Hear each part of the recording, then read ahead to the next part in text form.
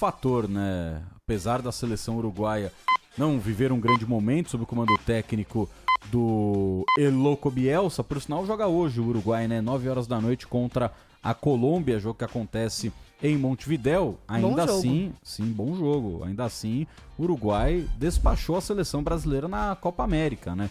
Então é uma seleção que já tem um trabalho ali consolidado, também não é top 5 seleções do mundo, mas tem jogadores interessantes, então óbvio que não será uma partida tranquila. E para este jogo, o técnico Dorival Júnior fez 2 mudanças na convocação.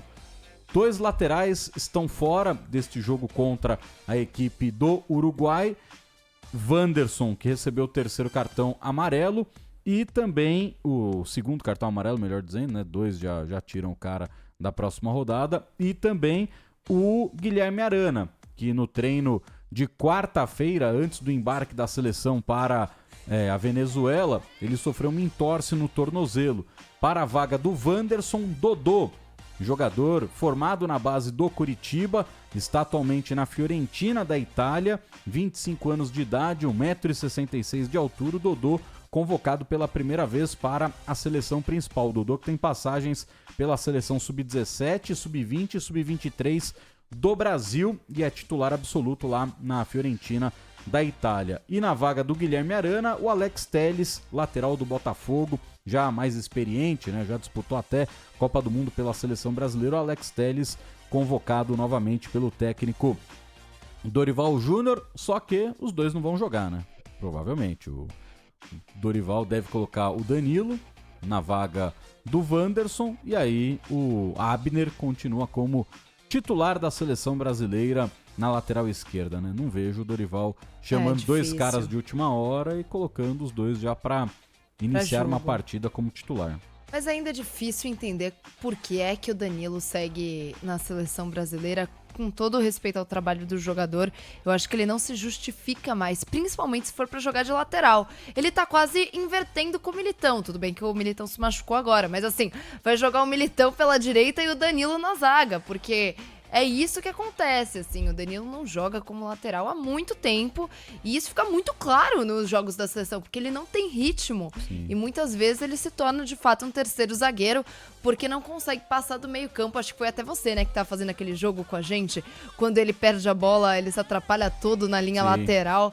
Brasil e Chile. É um lance bizarro e quase um gol pro Chile por conta dessa...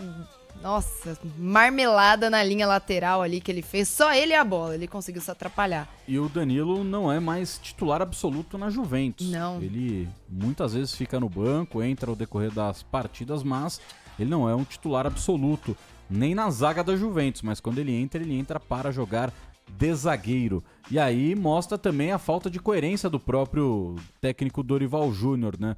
Porque ele chegou a levar o William do Cruzeiro, que faz uma boa temporada, para ser o lateral direito em algumas convocações. E não utilizou o William em nenhum jogo.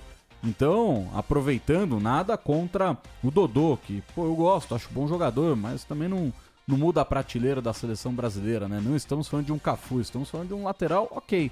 Lateral bom e ponto final. Nada demais também o futebol do Dodô. Mas o jogo é no Brasil. O Dodô estava na Itália. Será que não é mais fácil, né? Firenze é mais perto do que BH? Chama o William de novo, cara. Por que não deu oportunidade agora que o Danilo vive uma má fase? Testa o William, testa alguma coisa diferente. Mas não, parece que tem receio de colocar alguns jogadores que atuam no futebol brasileiro, né? Isso é muito evidente. Eu acho que o Veiga é um jogador que já deveria estar há bastante tempo na seleção brasileira. Há uma deficiência muito clara na seleção de um camisa 10. E aí no sentido tático e não no número nas costas do jogador. Não tem um armador. O Paquetá vai armar esse time? Não vai, né? Já ficou bastante claro que ele não vai armar. Não sei nem se a palavra é competência, mas assim, não é a dele fazer isso. Ele não consegue, pelo menos na seleção, não consegue apresentar. E o Veiga não teve a oportunidade de tentar mostrar o que ele faz no Palmeiras há muitos anos e com muita excelência. E ele chega finalizando e arma a equipe com muita clareza de jogo.